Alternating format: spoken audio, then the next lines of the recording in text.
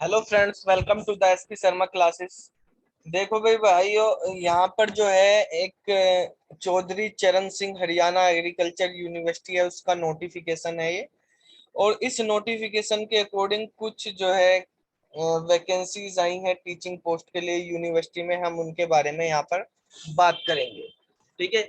University की online portal का link यहाँ पे दिया हुआ है, hau.ac.in दिया हुआ है, या recruitment.hau.iums.in पर जाकर आप देख सकते हैं। ये 7 जुलाई से स्टार्ट हुआ है और 6 अगस्त जो है इसकी लास्ट डेट है अप्लाई करने की। तो आप जो है इसके बारे में कौन कौन सी पोस्ट है उनके बारे में मैं आपको बता देता हूँ, आप ध्यान से देखिए। सबसे पहले है एसोसिएट प्रोफेसर की। ठीक है। तो यहाँ पर 8 पोस्ट निकली हुई है एसोसिएट प्रोफेसर की, जिनमें यहाँ पर हमारे पास एग्रोनोमिस्ट है, ठीक है, बायोकेमिस्ट है, प्लांट है, इस तरह से ये निकली हुई है, सीनियर साइंटिस्ट वगैरह। और ब्रैकेट में जनरल या SC, EWS, BCA, backward class वगैरह ये सब इसमें लिखा हुआ है। ठीक है। किसमें इसी तरह से असिस्टेंट प्रोफेसर की है। असिस्टेंट प्रोफेसर में अगर आप देखेंगे, यहाँ पे मेन मैथ्स की भी निकली हुई है, सोशोलॉजी की भी, जूलॉजी, बॉटनी और कंप्यूटर की भी निकली हुई है। एस नंबर पे असिस्टेंट प्रोफेसर कंप्यूटर एक पोस्ट निकली हुई है, वो भी एससी कैटेगरी के लिए है। और physical education, English, physics, chemistry, biochemistry, microbiology, ये सब इसमें निकली हुई है। फिर डिस्ट्रिक्ट एक्सटेंशन स्पेशलिस्ट की है, 4 पोस्ट निकली हुई है ये। ठीक है। तो ये हमारे पास इसमें वैकेंसी, मतलब अगर आप कंप्यूटर साइंस की भी देखें, कंप्यूटर साइंस की एक असिस्टेंट प्रोफेसर की वैकेंसी निकली है, वो भी एससी कैटेगरी से है। यहाँ पर एस नंबर पे आप देख सकते हैं। तो जो कैंडिडेट एलिजिबल हो वो इसमें अप्लाई कर सकता है। लेवल 10 की जॉब है यहाँ पर ये। और इसमें आपको बता देते हैं क्या प्रोसेस है, किस तरह से है यहाँ पर। बेसिकली इसके अंदर जो है डायरेक्ट इंटरव्यू है। ठीक है। कोई रिटन टेस्ट नहीं है, लेकिन क्वालिफिकेशन क्या है, irrespective of below qualification, Hindi और संस्कृत आपका 10th क्लास में होना चाहिए सभी पोस्ट के लिए। ठीक है। आपने 10th तक हिंदी या संस्कृत पढ़ी हो, हिंदी या संस्कृत 10th तक आपने पढ़ी हो, पहली चीज सभी पोस्ट के लिए मैंडेटरी है। दूसरा है the consideration of PhD degree will be up to the date of interview subject to submission of thesis as on the last date of receipt the application. यानी अगर कोई पीएचडी लगा रहा है अपनी, तो उसने थीसिस जो है 6 अगस्त तक जमा कर दी हो।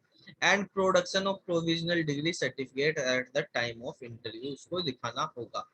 ठीक है। प्रोविजनल सर्टिफिकेट डिग्री का उसके पास होना चाहिए। अब हम यहाँ पर ही बात करते हैं सबसे पहले कंप्यूटर साइंस के लिए। ठीक है। बाकी जो पोस्ट है उसके लिए आप पढ़ सकते हो जो जिससे रिलेटेड है।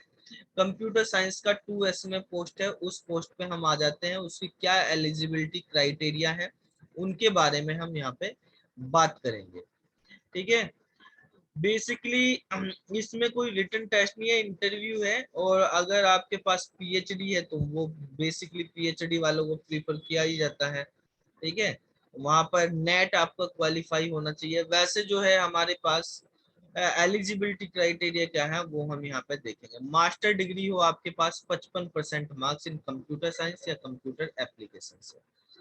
Must have pass net, slate या सेट एग्जामिनेशन। ठीक है। यानी नेट पास होना जरूरी है, नेट और मास्टर डिग्री होनी चाहिए। बाकी जो है इसमें लिखा provided however the candidate who are या have been awarded PhD degree according to university grant commission. ठीक है। तो वो भी जो है उनके लिए जिन्होंने जो है बेसिकली पीएचडी है, जिनके पास पीएचडी वालों के लिए एग्जाम्प्ट है नेट की। ठीक है।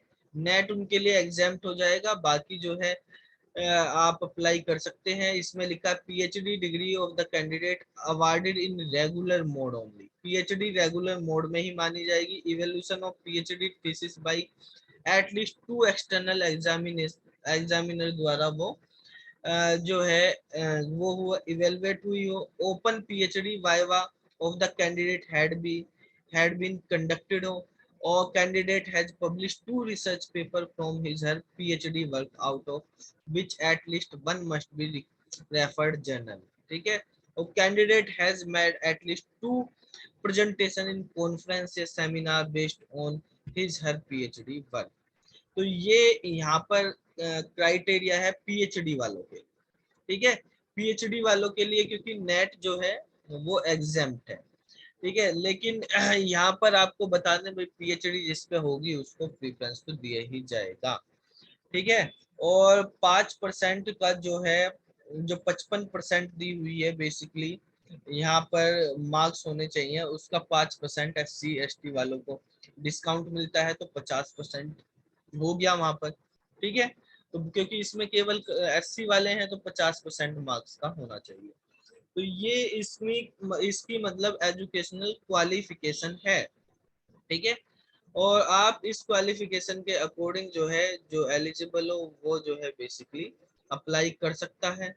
और यहाँ पे ऑनलाइन जो है कर सकते हैं, उसको अप्लाई कर सकते हैं। यहाँ पे लिखा हुआ है the university will shortlist 15 eligible candidate against 1 post. एक पोस्ट है तो 15 कैंडिडेट बुलाए जाएंगे, और and further an addition of 5 more eligible candidate against each post and so on. इस तरह से चलेगा, मतलब पहले एक इंटरव्यू होगा, ठीक है, तो वहां पर आपको जो है वो जब आप फॉर्म फिल कर देंगे तो उसमें से फॉर्म में से 15 कैंडिडेट वो सेलेक्ट करेंगे और उनका इंटरव्यू होगा। उसमें से फिर लास्ट में 5 कैंडिडेट रहेंगे, फिर उनका डीवी होगा, डीवी के बाद एक कैंडिडेट शॉर्ट लिस्ट कर लिया जाएगा, ठीक है।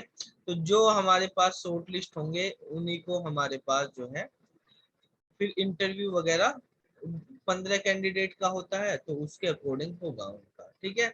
और ये इसमें लिखा हुआ है कि आप जब ऑनलाइन सबमिट करेंगे, फॉर्म फिल करेंगे, उसकी एक कॉपी 16 अगस्त तक आपको यूनिवर्सिटी में भी जमा करनी है, ठीक है।